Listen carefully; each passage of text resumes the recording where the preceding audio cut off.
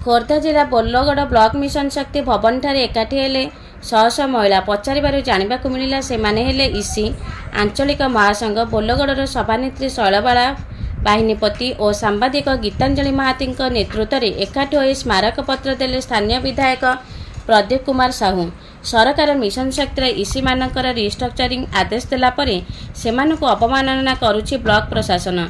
3 दिन है प्रत्येक 19 गोटे पंचायत रे पंचायत महासंघर सभानेत्री और संवादिका को न जनाई प्रशासनिक अधिकारी निर्देश में ऑफिस बंद करुछंती। एही मनमुखी कार्यकलाप बंद और इसी मानक उपयुक्त सम्मान और रिस्ट्रक्चरिंग आदेश प्रत्याहार उद्देश्य सरकार को दृष्टि आकर्षण करने को स्थानीय विधायक श्री साहू को स्मारक पत्र देले शह शह महिला। ब्यूरो रिपोर्ट शुभ खबर।